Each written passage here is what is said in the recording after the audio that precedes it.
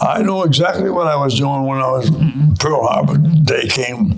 A friend of mine had borrowed his older brother's almost new Chrysler automobile, and we were out riding on Sunday afternoon. We were out riding around. We kept hearing this all National Guard report to the Armory, all National Guard. We kept hearing it. And when we got back into town, the newspaper boys were standing on the street corner yelling, "Extra, extra, Japs bombed Pearl Harbor." And I said, "What the hell is Pearl Harbor?" So, yes, I remember that. I could almost, if I was an artist, I could paint the pictures very clearly.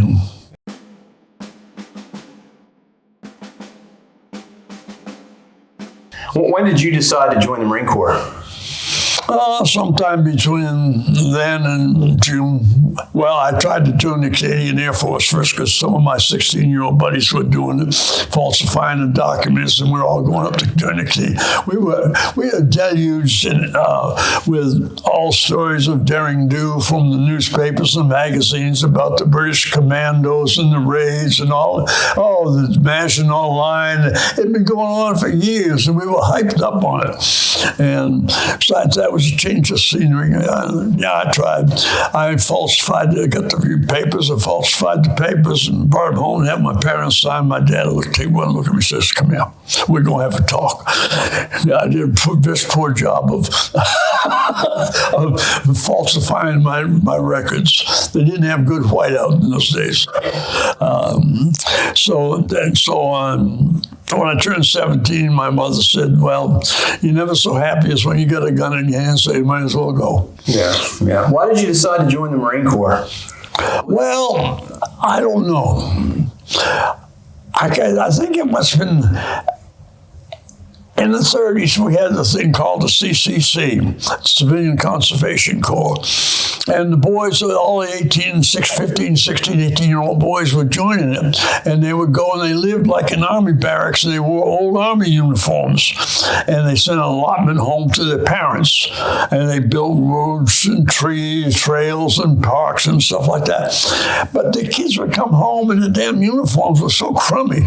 They were all hand-me-downs and they just looked so crummy. So I thought, well, that big poster at the post office down there, that guy with that pretty uniform, that's for me. Okay. So after basic training, where did they send you? Where was your first place? Camp Lejeune, North Carolina. Only it wasn't Camp Lejeune. And it was Marine Corps Base, New River, North Carolina. They didn't name the base until late in 42 or early 43. We were down in New Zealand, I think, when we heard there was another Nick magazine called. They were talking about this Camp Lejeune. And everybody said, "Where the hell is that?" And we'd spent several months there. So, Is that for infantry training? Well, that's when we formed the outfit, yeah. We lived in a place they call it Camp Geiger now. It's what all the Marine Corps schools are. We was tent city, 8-man squad tents and 16-man cardboard huts and lots of mud. Yeah. It's in the fall of 42, yeah. So when you went overseas, where did they send you first? Well, we went from Camp Lejeune to Camp Elliott in San Diego, which is now part of Miramar Naval Air Station. And then we did some training in San Diego Harbor and San Clemente Island. Then we went into Camp Pendleton, we were the first ones in the barracks, brand new construction. The paint was still almost wet. And around the 1st of February, they took us to San Diego Harbor, put us on a great big ship, which was the SS Loreline, which was the Queen Mary of the Pacific Fleet at the time. There were well over 5,000 of us on board the ship. And we went on from San Diego, heading for Auckland, New Zealand. The destroyer left us just outside of Point Loma, San Diego Harbor, and we went all alone and lonely all the way from there to Auckland, New Zealand. Okay. What was that like on the ship? What was life like? Nice. Well, it was a kind of, there were so many of us on the ship. You get up in the morning, walk up on deck and had a cigarette. Then you went down and got in line for breakfast. And you stood in line and moved along. After about an hour and a half later, after you've had your breakfast, you went up on deck, had a cigarette, then you went down below to where your bunk was and just tried to straighten up your stuff. Then you went back and got in line for lunch. And then you went up on deck and had a cigarette. You got the picture. And once, halfway through the trip, they turned on saltwater showers and let us take a saltwater shower. And believe me, saltwater soap ain't what it's cracked up to be, ain't worth a damn. The only high point of the trip was when we crossed the equator. They had a great big ceremony, made us all shellbacks instead of pollywogs. King Neptune came aboard, and we had a big ceremony. The high point I remember was the sergeant major, the division sergeant major was King Neptune. He made the commanding general kiss his toe.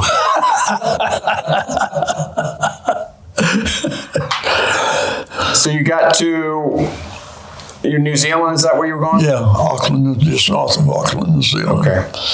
What happens when you get there? We learned, we continued our training. I was told that the reason we were sent there is because New Zealand had no military force. They'd all been gone for over 2 years into North Africa, and they were afraid the Japs were going to make an attempt on New Zealand. And so we were finishing our training and equipping, and also as a deterrent force in the North Island there. We were there, and we finished all our training. We did practice landings. We did a lot of hiking, a lot of survival training, and weapons firing, and so on and so forth. And then they put us on a ship and took us to Guadalcanal. Okay. And that's where you saw combat for the first time? No. Guadalcanal was secured in February. Already secured. We got there in late May. Okay. And we were bombed. We had some narrow experiences with unloading ships. The torpedo planes come in and torpedoed ships, and we were in LCVPs helping unload the ships. And our friendly fire was very intense. We thought we were going to get blown out of the water by our own anti-aircraft fire from the torpedo planes that were assaulting the convoy. So when did you see combat for the first time? Bougainville in November. Well, that was combat, but they blew up a ship 500 yards from it, put a torpedo in it, and rounds were falling in the water all around me, but it was all friendly fire. But I'll tell you something. Once a bullet leaves the chamber of a weapon, it's no longer friendly. It's an enemy. I don't care who launches it. If it's coming at you, it's an enemy.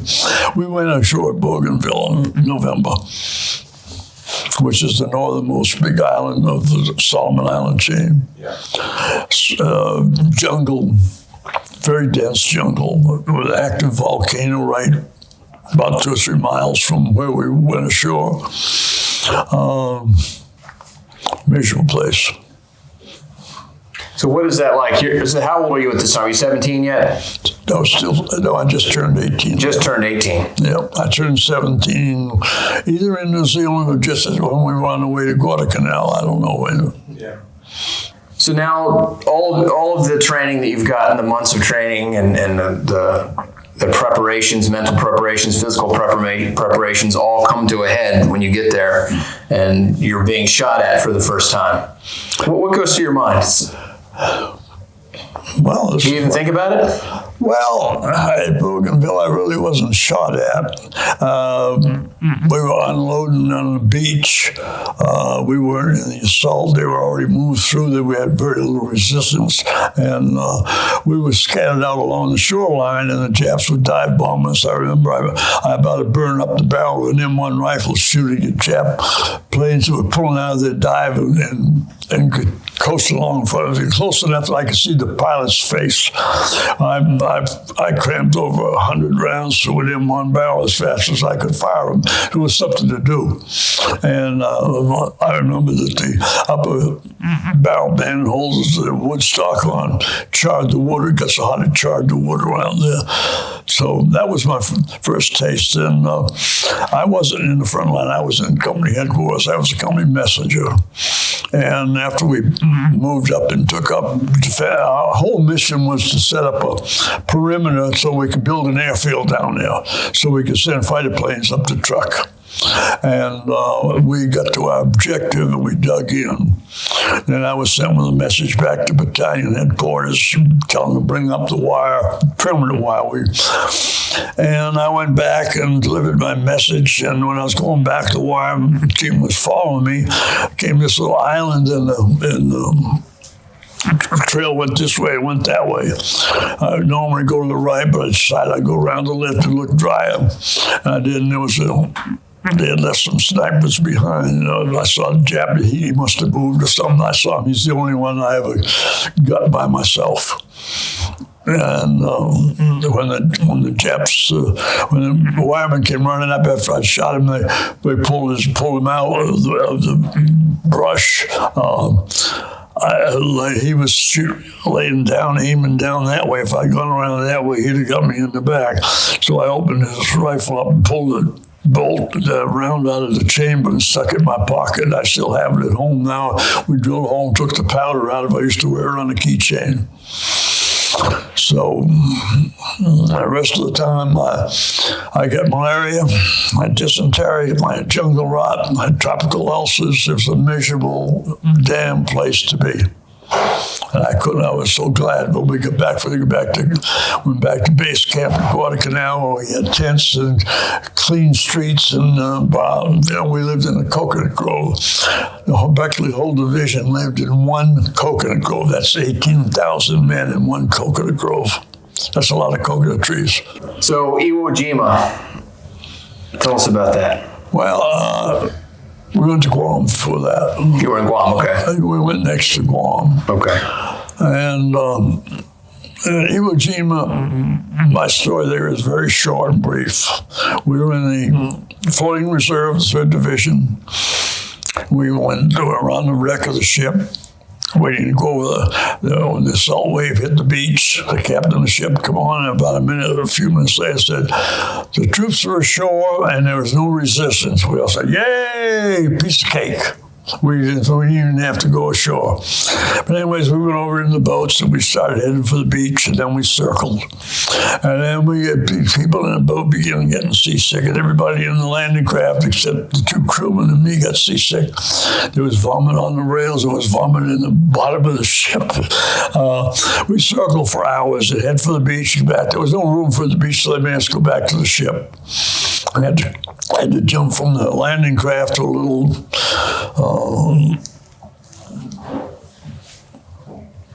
thing about as big as that table, a little bosun's ladder that went beside the ship.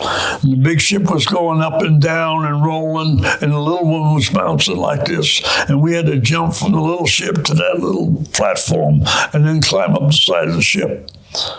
You talk about being scared. I was scared. You had a helmet, a rifle, ammunition, gas mask, all your clothes, hand grenades in your pockets. You're either going to get crushed between one of the ships or the thing, or you go straight to the bottom if you slipped. And that was scary. So anyways, we went ashore the next day. We helped clean up the beach. They made us work and party for the rest of the afternoon. And then we went up the next morning. That would be day 3. Yeah. And we went up to relieve a company of the 4th Division across the airfield. And did that in rough ground on the other side. They still had Suribachi in the high ground, but they were shooting at us from every angle. And there was a wounded guy there on a stretcher from the people we were relieving. And I guess his morphine must have worn off because he started moaning real loudly. And the first sergeant said, you and you two, get that guy the hell out of here. So picked up a handle of the stretcher, right rear corner, and ran across that open airfield again and down the embankment. And we met a stretcher bearers coming up from the beach to pick up dead and wounded.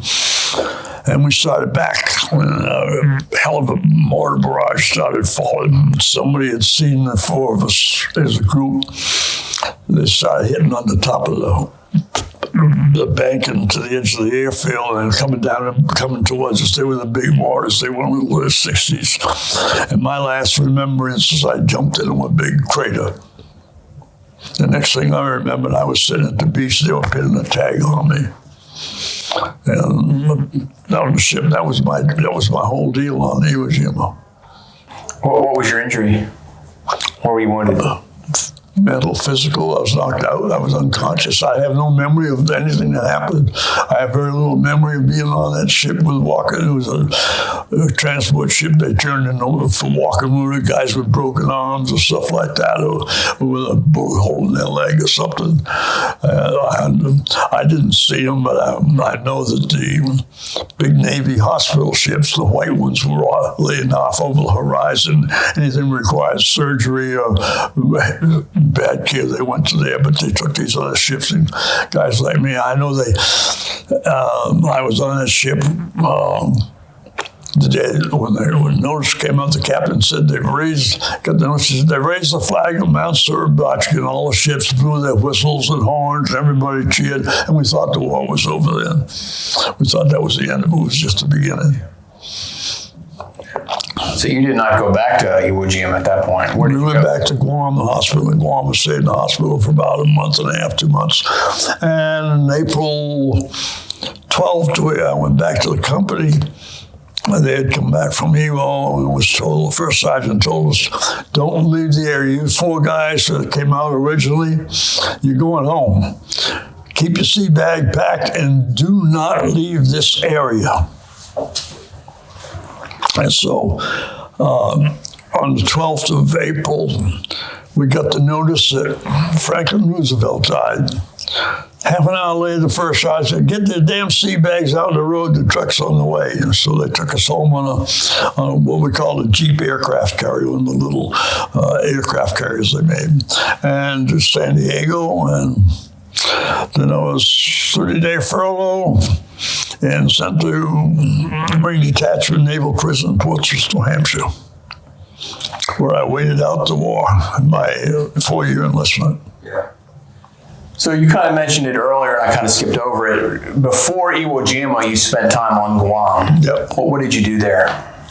You were there for, what, 10 months? Well, we made the assault wave, I was sitting back at me. In fact, I went ashore with the battalion CP. And we were pinned down by a small mortar fire there on the beach. And then we get up in the canyons, and one stray round of mortar fire was up there. Very rough. The terrain was like this. We had to go up. We had an overhead. We had one of these metal stretcher baskets with ropes on it. We pulled wounded down over the cliffs with it and pulled them up. I'd take my turn pulling those ropes, so we'd pull up ammunition. But I was down, we were in a pocket right above Clave. The CP was down in there, and I was standing up one day taking a drink out of my canteen, and there was a boat just below me. And all of a sudden, there's a flash and a bang right down there, and I felt something hit my leg. And I flopped back down in my trench, my slit trench, and laid there waiting for the next one to come. It didn't come, so I knew I was stinging in my leg. I put my hand down there, feeling for a handful of blood. And when the blood is still standing out, I waited, no one came, so I sat up, pulled my pants down. There was a piece of metal about this long sticking out of my leg. I went up to the corpsman up there. After no more rounds come down, he pulled it out and put some sulfanilamide and a pad on it, and I started back to the trench. And he said, wait a minute, get your name, you get a Purple Heart. I said, after Purple Heart, I'm getting back in that hole, because I fully expected 2 or 3 more rounds to follow that one, and I wasn't going to be standing out. A guy about 35, 40 yards away, higher up, had a big wound to his arm from that same damn shell. And then they overran us that next night. And we had to fight Japs coming up from behind us and from on top of us and around us. And they went all the way down to the beach.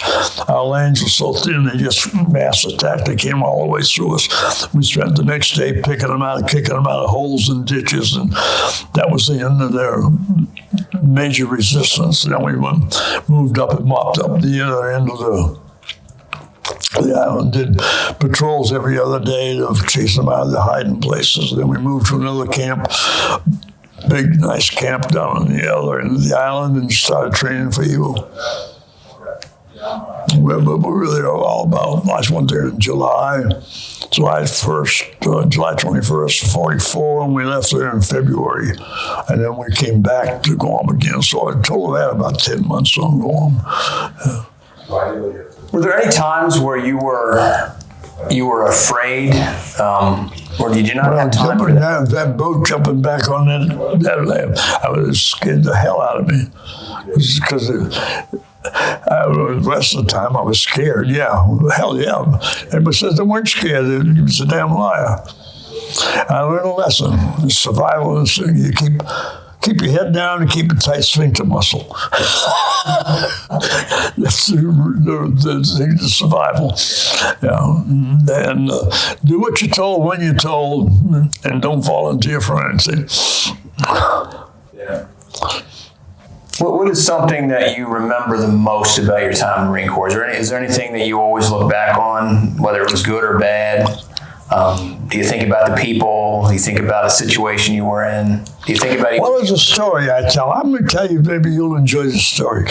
When we came up from New Zealand, we came up to, combat offloaded onto the beach, and there were wild coconut trees. Of course, the Lever brothers and Palmolive Pete had all those, they owned all those coconut groves, and they were like gardens, but there was wilds on the beach, and there were coconuts laying all around, and we were waiting for the trucks to come to take us over because Seabees or somebody had put up the tents and fixed the camp. First thing we do, and the guys were pulling out their machetes and hawking off the husks and cracking the coconuts and drinking the milk and scooping out the meat. They were fighting over the coconuts. And the trucks came. They took us over to we were in the 8-man squat tents, the pyramid tents. We were right in the middle of a coconut grove. 18,000 men in one coconut grove.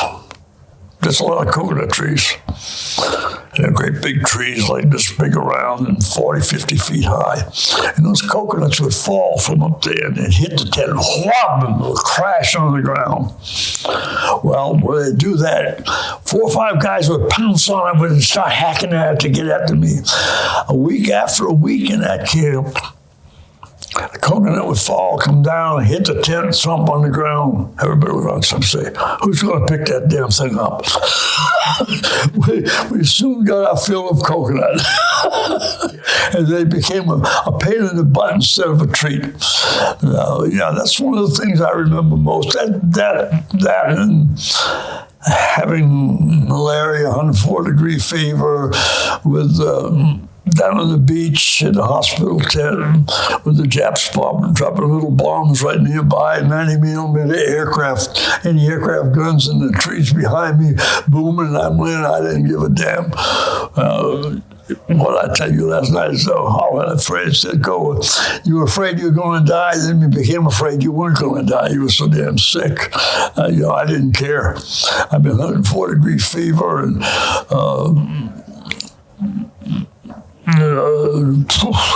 then after that, I got jungle rot. It was worse than any poison ivy I had it from my shoulders down to my knees. It was not a pleasant place to be. And I remember those things. You know, that what the Marines did in the South Pacific during World War II is something, it's legendary. There's talked about all the time, documentaries and history books and movies.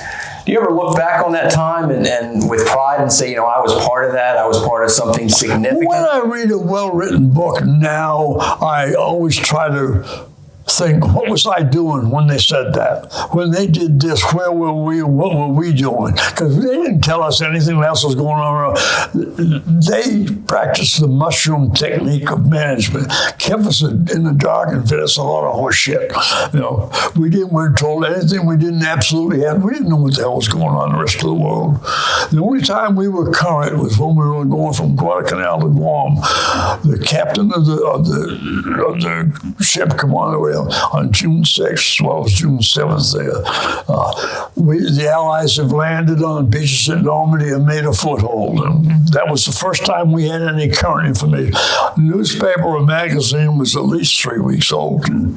By the time they got letters, airmail letters, the best you could look for was about 10, 12 days. And a lot of times we'd get to where we were, but it was undeliverable. We were in the field training or doing something. So we didn't know what was going on in the world. They didn't tell us. It was none of our business. Right. We're the mushrooms. How do you want people to remember you? Being a guy, I had a lot of fun, enjoyed life. You know, in 3 months, I'll be 100 years old. Less than 3 months now. And I never thought I'd make it past 70. All my peers, I think I have one first cousin left who was alive. She's 25 years younger than me, though. So I don't know of anybody in the family anywhere on both sides that's ever. My mother made it to just barely 95, and my dad only made it to 80. 79. My brother made it to 80 or 89. My sister made it to 87. So I'm 10 years older than the oldest one in the family. I no history on any sides of the family that I've ever been able to find. And I think I've been blessed, and so I enjoy life.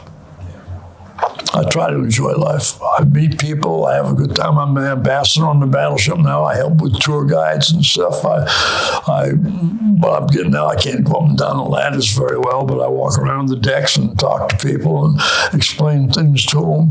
I'm the only guy down in the southeast United States that ever saw those 16 East guns fire. Because we were watching when the shore bombardment from the deck of the ship waiting to go over into the landing craft at Iwo Jima. So I'm a unique figure, and I call myself a moon rock.